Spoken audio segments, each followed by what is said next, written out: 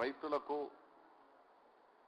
ఒక్క ఎకరం కానీ ఒక గజం కూడా ఇప్పుడు స్టాండింగ్ క్రాప్స్ ఎండిపోకుండా, అలాగే ఇప్పుడు ఎగ్జామినేషన్స్ ఉన్నాయి కాబట్టి విద్యార్థులకు ఈ డొమెస్టిక్ కనెక్షన్స్లో ఎలాంటి ఇబ్బంది కలగకుండా చూసే బాధ్యత జిల్లా కలెక్టర్ మీద కూడా పెట్టడం జరిగింది.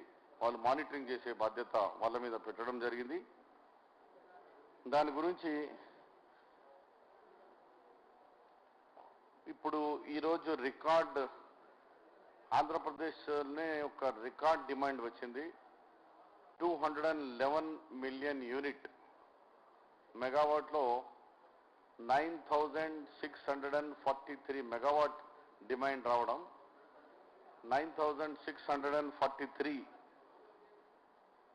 ఈ మెగావాట్కి డిమాండ్ రావడం భారత మన రాష్ట్రంలోనే ఇంత పెద్దది డిమాండ్ వస్తుందని ఎవరు ఊహించలేదు.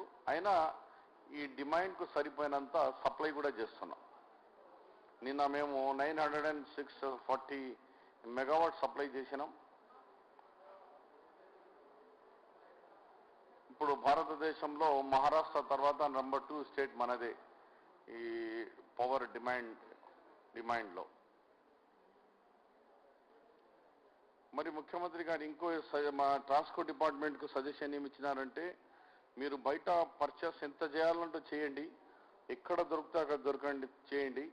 ఒకవేళ డిమాండ్కు సరిపోయినంత కరెంట్ దొరకకుంటే అగ్రికల్చర్ సెక్టర్లో కానీ డొమెస్టిక్ సెక్టర్లో దానికి ఎలాంటి ప్రభావం పడకుండా ఇండస్ట్రీస్లో అవసరం ఉంటే వాళ్ళతోని మాట్లాడి వాళ్ళు 1 డే 2 డేస్ హాలిడేస్ తీసుకొని, లేకుంటే రీషెడ్యూల్ చేసుకొని ఇన్ని అవర్స్ మేము మాకు రిలీఫ్ ఇవ్వండి,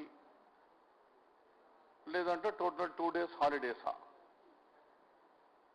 ఈ విషయంలో ట్రాన్స్పోర్ట్ డిపార్ట్మెంట్కు ఇండస్ట్రీస్ డిపార్ట్మెంట్ వాళ్ళిద్దరు కలిసి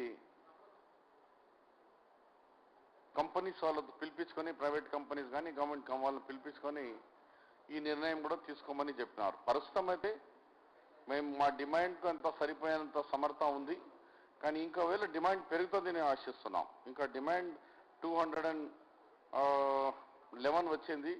18 వరకు కూడా 18 to 20 అంటే సుమారు 10,000 మెగావాట్ వరకు రావచ్చు. అలాంటి టైంలో ఒకవేళ బయట కరెంట్ దొరకకుంటే ఇండస్ట్రీస్ పవర్ కట్ చేయండి అని అన్నా. దాని గురించి ఎనర్జీ డిపార్ట్మెంట్ వాళ్ళది కూడా మీటింగ్ మేము ఏర్పాటు చేస్తున్నాం.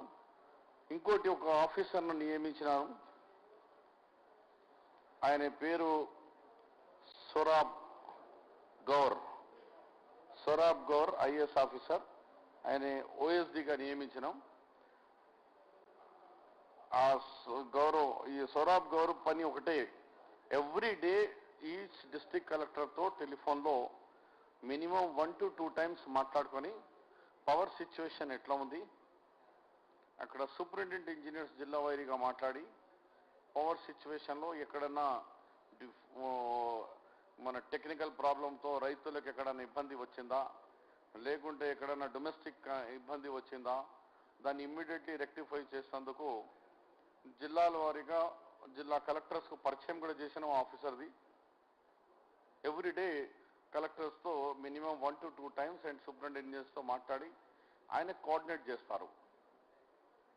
గ్రిడ్ వాళ్ళతో కానీ ట్రాన్స్పోర్ట్ డిపార్ట్మెంట్ అండ్ డిస్కామ్స్కు చేసి యాజ్ ఏ స్పెషల్ ఆఫీసర్గా ఆయనకు నియమించబడ్డది.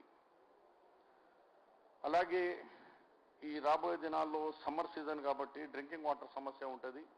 ఈ డ్రింకింగ్ వాటర్ సమస్య పోవాలంటే ఎలక్ట్రిసిటీ కావాలా. అలాంటి చోట చాలా చోట ఈ ఆర్డబ్ల్యూఎస్ వాళ్ళు డబ్బులు కట్టకుండా ఉన్నందుకు బోర్వెల్ ట్యాంక్ రెడీ అయింది కానీ కనెక్షన్ మా వాళ్ళు ఇవ్వడం లేదు ఎనర్జీ డిపార్ట్మెంట్ వాళ్ళు.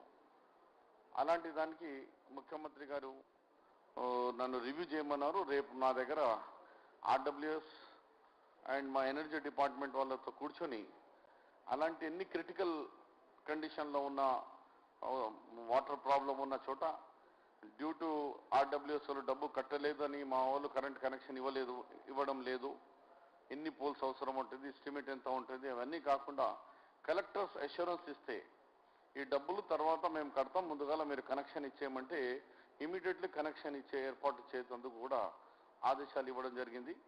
లేకుంటే ఇప్పుడున్న ఐపీఆర్సీ సిస్టమ్ ప్రకారంగా డబ్బులు హౌసింగ్ డిపార్ట్మెంట్ కానీ మాకు ఆర్డబ్ల్యూఎస్ కానీ ముందు డబ్బులు డిపాజిట్ చేయాలి మా దగ్గర, చేస్తేనే మేము ఆ పని చేపడతాం. కానీ రిలాక్సేషన్ ఇచ్చి ఎస్పెషల్లీ ఆర్డబ్ల్యూఎస్ దగ్గర మాత్రం కేవలం కలెక్టర్ గారు ఒక లెటర్ ఇచ్చేస్తే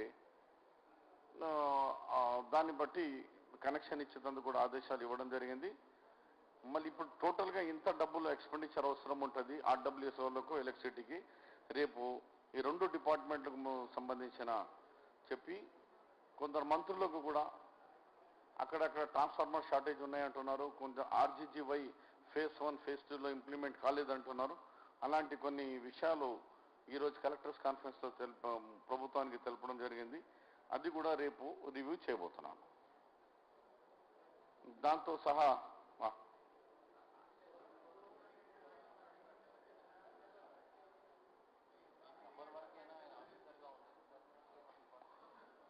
ఇప్పుడైతే మనము ఆయనకు ఓఎస్డీగా ఇప్పటివరకు మన దగ్గర లేకుంటే ఫస్ట్ టైం ఎనర్జీ డిపార్ట్మెంట్లో ఓఎస్డీ పోస్ట్ క్రియేట్ చేసినాం.